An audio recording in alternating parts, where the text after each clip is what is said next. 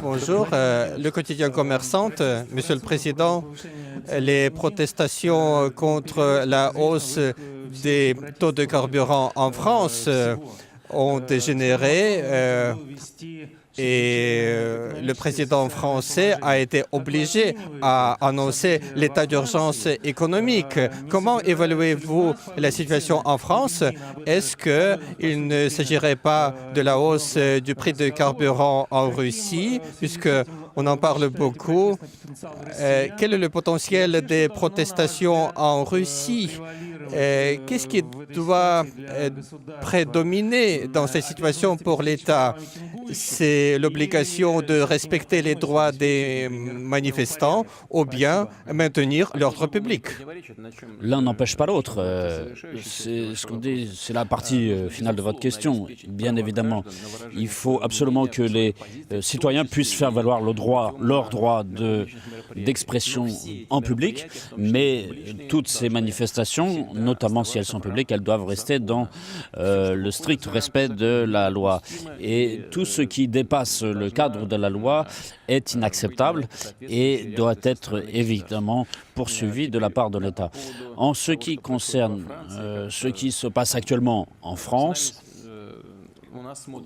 évidemment, on peut comparer avec notre pays. Ce que je veux dire, c'est que les événements français sont évidemment liés à l'augmentation des tarifs sur le carburant, mais je dirais que c'est plutôt un détonateur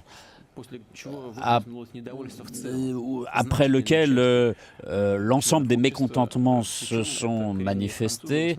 Ce sont généralement des Français de souche qui manifestent et par une très grande part de la population, à peu près 70% en tant que je sache.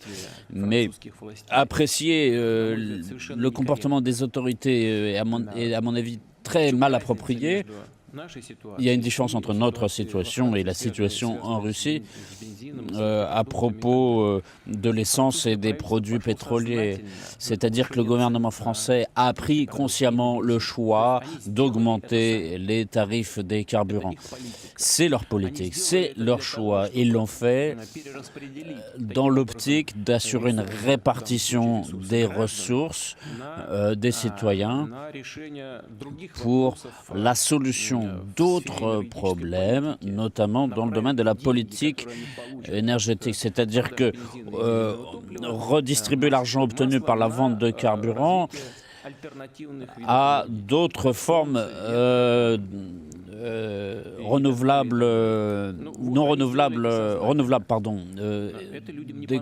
d'énergie écologique, c'est-à-dire le vent, le soleil, etc. Donc cette politique énergétique a suscité le mécontentement de la population. Qu'est-ce qui s'est passé chez nous? Au milieu de l'année dernière, nous avons augmenté le prix du carburant en raison de l'augmentation des tarifs du pétrole dans le monde, mais le gouvernement a immédiatement des prix pour maintenir et freiner cette augmentation et pour encourager au contraire même une baisse. Et nous avons obtenu cette sorte d'accord avec les principales sociétés transformatrices d'hydrocarbures. Donc, ici, au contraire, le gouvernement, contrairement à la France, le gouvernement lutte contre cette augmentation, alors que là-bas, ça a été une décision qui a été prise. Donc aujourd'hui, vous voyez que la situation est différente. Alors, qu'est-ce que c'est mieux? Est-ce que c'est mieux? Est-ce que c'est pire? Mais toujours est-il que, donc, il y a un accord qui a été conclu chez nous, qui fonctionne jusqu'à mars de l'année prochaine, et il y aura peut-être une correction au début janvier en liaison avec les modifications du taux de TVA.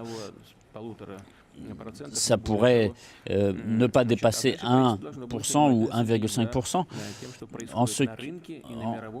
En revanche, nous suivons attentivement ce qui se parle sur le marché mondial et sur le marché russe.